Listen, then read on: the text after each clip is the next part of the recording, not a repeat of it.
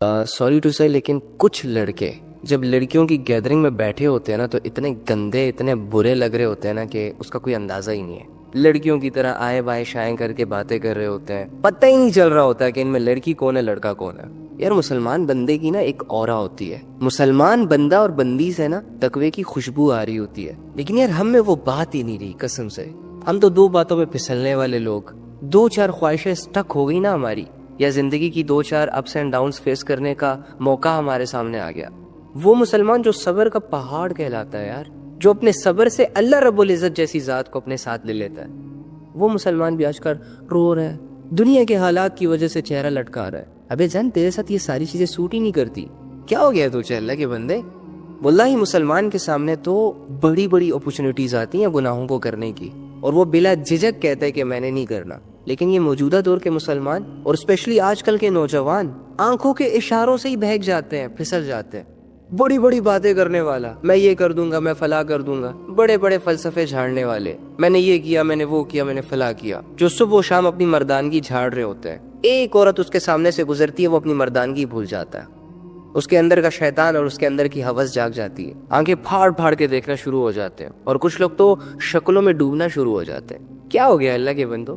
Unfortunately آج کل کے لونڈوں کے پاس یہی سب کچھ رہ گیا کرنے کو, اور لڑکیوں نے اپنا سٹینڈرڈ کتنا لو کر دیا یار. مسلمانوں کی لڑکیاں اتنی ڈھیلی مزاج کی نہیں ہوتی کہ کسی کی بھی دو باتوں میں آ کے اپنی عزتوں کے سودے کر جائے. بڑی سخت مزاج لڑکیاں ہوتی ہیں کہ لڑکیوں کی نا ایک دور میں ہیبت ہوا کرتی تھی, اگر کسی نکمے نٹھلے کے دل میں کسی لڑکی کو ٹریپ کرنے کا خیال آتا بھی نا تو نمبر پکڑانے سے پہلے, پرپوز کرنے سے پہلے, نفس اور ہوس کا نشانہ بنانے سے پہلے 100 دفعہ سوچتا تھا. ڈر تھا اس کے دل میں کہ یار کہیں لینے کے دینے نہ پڑ جائے. تو آؤ آخرت کی فکر کریں, توبہ کرتے ہیں, لوٹ جاتے ہیں اپنے رب کی طرف, وہ رب جو ایک توبہ پر سالوں سال کے گناہ, یہاں تک کہ بڑے بڑے گناہ معاف کر دے گا. حدیث کا مفہوم ہے کہ گناہ سے توبہ کرنے والا ایسا ہے جیسے اس نے کبھی گناہ کیا ہی نہ ہو. اور اللہ کیا فرماتا ہے, اگر سچی توبہ لے کر آ گئے, اگر خود کو بدلنے کی نیت سے آ گئے اور دل کی گہرائیوں سے اگر اللہ کو سوری کرو گے, تو اللہ کہتا ہے میں صرف تمہارے گناہ معاف نہیں کروں گا, تمہیں صرف پاک نہیں کروں گا, تمہاری روحانیت کو صرف زندہ نہیں کروں گا, بلکہ وہ گناہ جو تم نے کر رکھے ہیں, وہ ظلم جو تم نے اپنی جانوں پر ڈھا رکھا ہے, ان سارے گناہوں کو میں نیکیوں میں بدل دوں گا, تمہاری بری زندگی کو اچھی زندگی میں کنورٹ کر دوں گا, تمہاری برائیوں کو اچھائیوں سے تبدیل کر دوں گا, تمہارے بیڈ ہیبٹس جن کے نشے لگ گئے ہمیں, اگر توبہ سچی ہے تو وہ ساری عادتیں ختم کر کے ایک نیک ایک پاک انسان بنا دوں گا. تو آؤ اللہ کی طرف یار, کیا اللہ کی ضرورت نہیں ہے کیا؟ پاگل, بس کرو. یہ دنیا تو ہر دوسرے تیسرے بندے کے پاس ہے, اس کو اچیو کر لینا. اللہ کہتے نماز پڑھو.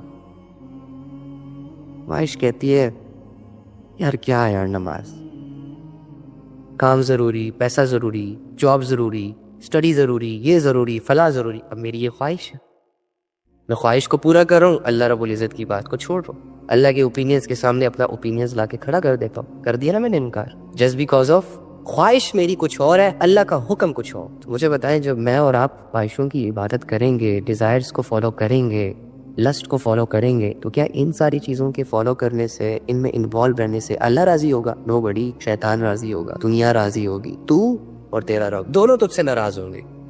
ہم نے نا اللہ سے ایک ضد لگائی ہوئی ہے, ہم نے نا اللہ سے دور رہنے کی قسم کھائی ہوئی ہے. واللہ میں حیران ہو جاتا ہوں کہ ایک انسان اپنے آپ کے بھی نہیں سن رہا.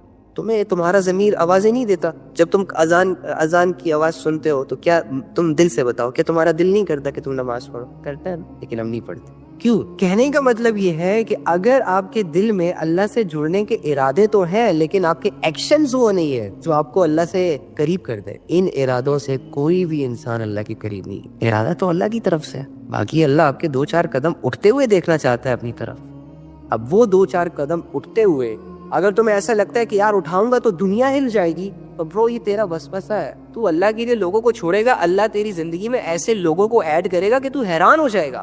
تو اللہ کے لیے شہرت کو, یہ شہرتوں کو اور یہ دولتوں کو اور یہ نام اور فہم, ان چیزوں کو جب لات مارے گا نا, تو اللہ تجھے شہرتوں کی پیک پہ بٹھائے گا. بہنوں جوانوں, اپنی جوانیوں کا سودا نہ کرو.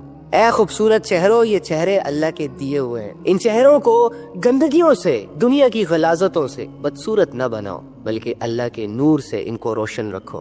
اپنے دلوں میں اللہ کی محبتیں پیدا کرو، اللہ کی یادیں پیدا کرو۔ اگر تم اپنے دل کو اللہ کی محبت اور اللہ کی یادوں سے خالی کرو گے تو دنیا اس دل میں اپنی جڑیں مضبوط کرنا سٹارٹ ہو جائے گی، اور جس دل میں دنیا اور دنیا سے جڑے لوگ رچ بس جاتے ہیں تو بھائی وہ دل پھر دھڑکتا تو ہمارے سینے میں ہے، لیکن اس کی ایک ایک دھڑکن ہمارے جسم کو توڑ رہی ہوتی ہے، ہمیں بے چین رکھتی ہے۔ مان لو اس بات کو کہ اللہ کے بغیر زندگی گزارنا خسارے کے علاوہ کچھ نہیں۔ چھوڑ دو یہ کہنا کہ مشکل ہے اور آ جاؤ اپنے کریم رب کی طرف، آؤ اپنے محبت کرنے والے رب کی طرف، سچے دل سے اس کو پکارنا شروع کرو، پڑھو اس کی یہ نمازیں، چھوڑ دو اس کے لیے سب کچھ۔ مرنے سے پہلے چھوڑو گے تو یہ تیرا فیصلہ ہوگا، مرنے کے بعد تو ویسے ہی تو نے چھوڑ دینا ہے۔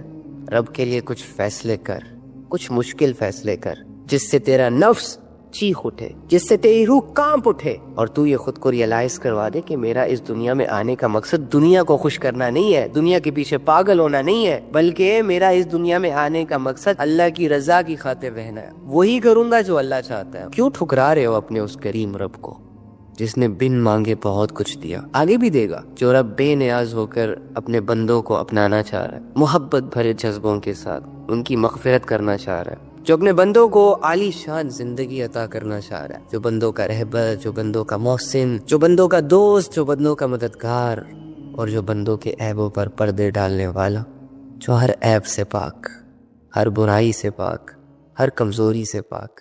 اور بندہ جب اسی کا محتاج ہو کر اس سے نہ نبھائے، اس کی طرف نہ جائے، اس کے لیے دنیا کو لات نہ مارے اور اس کی بنائی ہوئی چیزوں سے دل لگا بیٹھے، اس کی مخلوق کو تو یہ کہے کہ ہم جان دینے کے لیے تیار تیری خاطر، اور اللہ کے لیے نماز تک نہ پڑھے، اللہ کے لیے حرام کاموں کو نہ چھوڑے، اللہ کے لیے برائیوں کو نہ چھوڑے، اللہ کے لیے تنہائیوں کو پاک نہ کرے، اللہ کے لیے فجر کے وقت نیند کو قربان نہ کرے، اللہ کے لیے بے حیائیوں کو نہ چھوڑے، یہ انسان کتنا